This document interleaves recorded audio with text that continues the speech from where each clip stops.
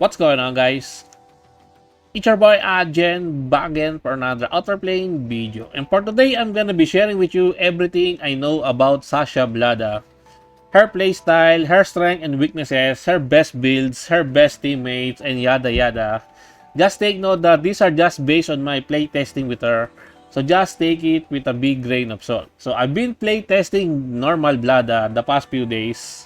I've tested her in PvP, I've tested her in PvE, so I'm confident enough to give you a full review on how Vlada works in this game. So, Sasha Vlada design-wise is top tier waifu. Look at her design. Her design is already pretty darn good. She's really gorgeous. I love her design, especially her equipment, the weapon, the Gatling gun. That one is really badass. So yeah, she looks gorgeous design-wise, but what about her skill set? Now, I've tested her in PvP, and you know me guys, I am a PvP enjoyer, and she's not really meant for PvP. Why? She has a lot of weaknesses or counterparts in PvP, and I think her skill set does not really fit the PvP meta right now.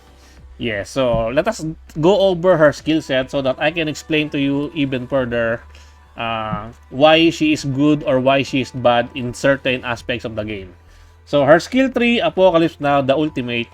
This one is an AoE cleave attack. This one is a burn inflictor. It can inflict burn on the target for 2 turns, applied 2 times. So she can inflict 2 burn debuffs to the enemy. And this effect ignores the target's resilience and resets cooldown when an enemy is defeated. I've tested the damage of this one, and this one probably has a low multiplier. We cannot see the damage multiplier on these skill descriptions, but by my play testing, it does not hit that hard. That is one of the main weaknesses of this one. Her skill 2, Paths of Glory, attacks all enemies, detonates all burn stacks on the target, and increases damage dealt by detonation by 50%. Increases damage dealt to her targets by an additional 20%. So this is her bread and butter in my honest opinion. This is what makes regular Vlada hit really hard. Her detonation skill. But there is also a catch to this one. You need the enemy to have a burn debuff. Yes, so not only she is dependent on a pair to inflict more burn debuffs to the enemy, her alone is not going to be enough if you're going to be fighting something like Chimera. She alone as a main DPS or as a main burn inflictor to the enemy like the Chimera Han 12, she's not enough for that one to fully maximize the damage of this one, the Paths of Glory. But if you pair Sasha Vlada with another burn inflictor like Iris, this one is really something. She can one-shot a really high HP bosses like the Chimera Han 12. I've already showcased a one-shot clear on that one. You might want to check that one out. It's already published, I believe, yesterday in my channel. So yeah, this one has its ups and downs. So if Sasha Vlada is your only DPS or your only source of burn debuffer, then you might not see the full power of this one. Her skill 1, Ballad of a Soldier. Attacks an enemy has a 60% chance to inflict burn on the target for 2 turns. This effect ignores the target's resilience. So at fully max out, this one has a 70% chance to inflict burn. It would have been nice if this one is a 100% chance to inflict burn, but it is what it is. If you're going to be relying on this one to inflict the burn, I don't think you will be able to fully enjoy the detonation damage from her skill 2. So as I've said earlier, she needs a good pair of burn inflictor for you to be able to fully enjoy this one. In PvP, debuffers are somewhat not really that good. They are not in a good spot in PvP right now, in PvP's meta. Only if you do not have 6-star Demi Vlada. If you have 6-star Demi Vlada, then she can be put to good use. Any debuffer can be put into good use if you have 6-star Demi Vlada, because 6-star Demi Vlada cannot be outsped even with a maximum speed build Dahlia, because that is how 6-star Demi Vlada works. She gets some increased speed at the start of the battle, and if you just tweak her speed, maybe around not even 300 speed, you will be able to take the first turn without a doubt, without a challenge, even with a maximum build Dahlia. So yeah, if you don't own a 6-star Demi Vlada, then debuffers are somewhat a no-no in the today's meta in Arena, because Dahlia can just outsped them, and if you get outsped by Dahlia, Dahlia will just crowd control you with her priest, or even enemies like Tamara, which is another a big problem if you're fighting against those type of enemies. Tamara can just reset your skill cooldowns, so you're in for some really big trouble. So yeah, and her skill set does not really hit that hard. She is mainly depending on the damage of her detonation, as by my play testing with her. But this one is really darn good in PvE. So now let us talk about PvE. In PvP, she's meh. That's just simple as it is. She's very meh in PvP, and I hope that they will try to improve her skill set, because her design is top tier, but her skill set is somewhat very poor when it comes to PvP. I know some suggestion that can fix her in PvP, but I'm gonna be saving that one in a separate video. Now let's talk about PvE. In PvE, she's very dangerous to build and very easy to build. Yes, that is one of her best aspects, is that she is very easy to build. She is pretty much very F2P friendly. Why? Because since she is going to be depending on the detonation attack, this one, with her burns, critical rate and critical damage buff substats are not really mandatory for her. You only need to build her with some attack. I don't have any gear because I removed this one. I transferred it to my PvP characters. These gears are pretty much not the best one. The one that I showcase on my one-shot camera is not the best build.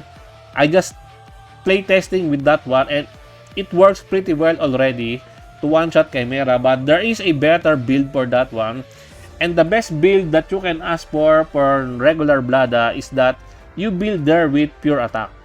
Yes, because the detonation, the damage calculation for the detonation skill is based on the burn inflictor, the attack of the burn inflictor, the one who inflicts the burn debuff to the enemy. So if you have a high attack on regular Vlada and she's the one that inflicts the burn debuff on the enemy, the detonation calculation will depend on based on the regular Vlada's attack stat. So you should be building her with attack, and as I've said, skill 3 does not really hurt that much in my honest opinion by my playtesting with her.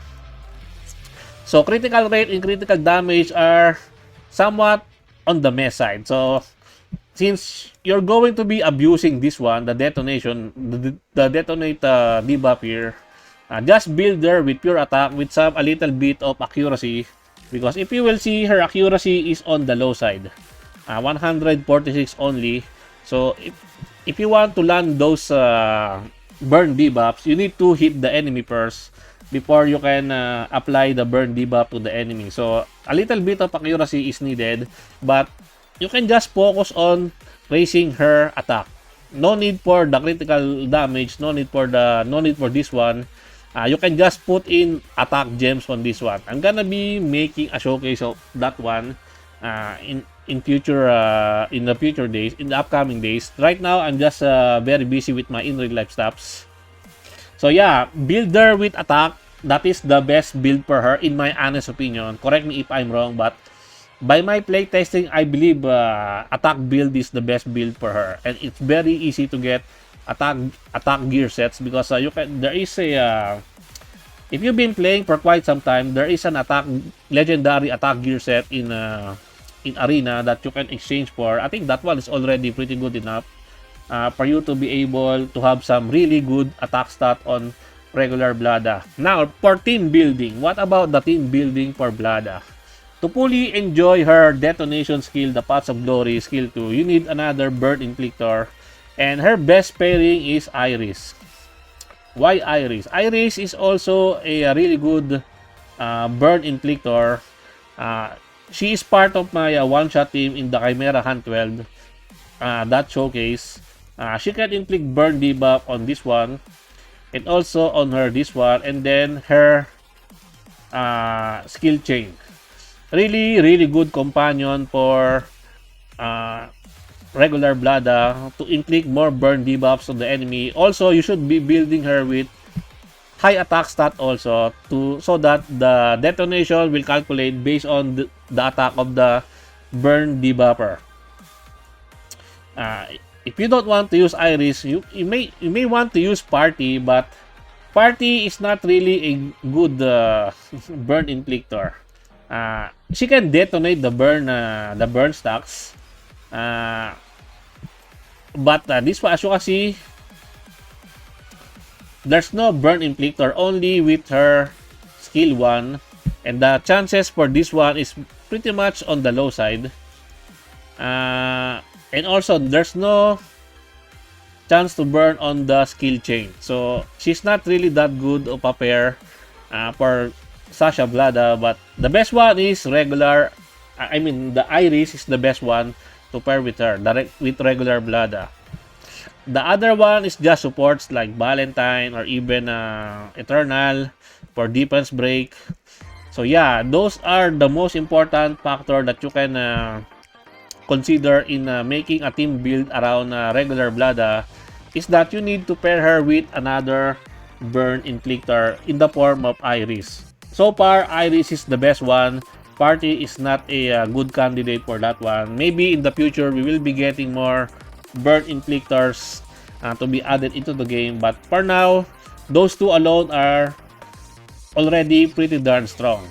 Especially if you can land a lot of burn debuffs on the enemy like I did with my showcase in the Chimera Hunt 12. You can just one-shot Chimera with the detonation skill from Vlada. So yeah, if I'm going to be rating her in a tier list, what should be the rating for regular Vlada? Where is she? PvP, I think she's Beecher. Yeah, Beecher. As I've said, debuffers are in a bad spot right now. Unless you are named Dahlia or even Tamara, because those are really fast characters. If you cannot outspend them, it's pretty much game over for you. So yeah, I think she's going to be Beecher or maybe even Seecher. That's just really sad, right? Really sad for a really good design for not to be good in PvP. But in PvE, I think she's going to be S+ tier. Why S+ tier and not SS tier? Even though she is very strong in PvE, she can one-shot Chimera Hunt 12. She needs, what do you call this? She needs an assistance. Like in the case of Iris, another burn inflictor to enjoy a really good damage from her skill 2. If she's the only burn debuffer, I don't think it's going to be enough against those type of enemies that have really high HP. But probably in the case of regular stages, but who cares about those regular stages, right? The only matters in PvE are probably hard tower, hunts, and then guild raids. I have not tested her in guild raids because we don't have any guild raids yet. Probably she's going to be good in guild raids. So yeah, right now I'm gonna be rating her at S+ tier in PvE and maybe C tier in PvP. Let me know your thoughts in the comment section down below, and I think that's it for me for today, guys. I hope you enjoyed this video. Please leave a like and subscribe. I would really appreciate it if you can help me grow my channel more. And thank you to everyone who are supporting my channel. I appreciate every one of you. Until next time, peace.